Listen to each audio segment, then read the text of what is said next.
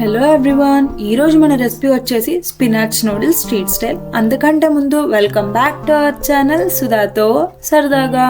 So late చేయకుండా రెసిపీలోకి వెళ్ళిపోదామా.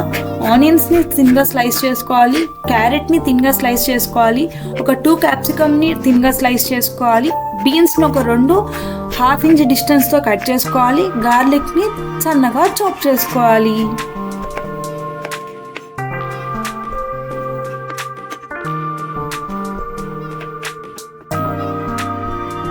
Vegetables అన్ని చాప్ చేసుకున్నాం కదా. ఇప్పుడు రెసిపీలోకి వెళ్ళిపోదామా. ఒక పాన్ పెట్టుకొని అందులో ఒక 2 స్పూన్స్ ఆఫ్ ఆయిల్ వేసుకోవాలి. ఆయిల్ వేడెక్కాక మనం చాప్ చేసుకున్న గార్లిక్ వేసుకొని మంచిగా అది ఫ్రై అయ్యే వరకు ఫ్రై చేయాలి.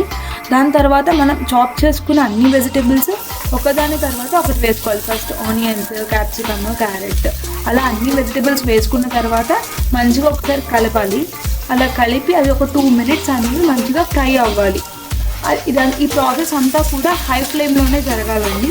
అలా వెజిటబుల్స్ అన్నీ కూడా ఫ్రై అయ్యాక మనము ఇందులో ఒక 1 టీ స్పూన్ ఆఫ్ సాల్ట్ వేసుకోవాలి. మీ అందరికీ తెలిసిందే, సాల్ట్ వేసుకుంటే మన వెజిటబుల్స్ అనేవి త్వరగా మగ్గిపోతాయి. అండ్ మోర్ ఓవర్ నూడిల్స్కి మన వెజిటబుల్స్ అనేవి కొంచెం క్రిస్పీగానే ఉండవు. సో ఇప్పుడు సాసెస్ వేసుకుందాం. 1 teaspoon of green chilli sauce, కొంచెం సోయా సాస్ వేసుకొని ఫాస్ట్గా మంచిగా సాటీ చేసేసుకోవాలి. అలా అంతా కలిసేసాక మనం ఆల్రెడీ ఉడకబెట్టుకున్న స్పినాచ్ నూడిల్స్ని వేసేయాలి. చూసారా ఎంత పొడుగ్గా వచ్చాయో కదా స్పినాచ్ నూడిల్స్. సో అలా వేసేసుకొని మంచిగా కలిపేసుకోవాలి. సో ఇప్పుడు మనం స్ట్రీట్ స్టైల్ నూడిల్స్ అంటున్నాం కాబట్టి ఇందులో pepper powder, 1 teaspoon of ధనియాల పొడి, ఒక 1/2 teaspoon of garam masala వేసుకోవాలి.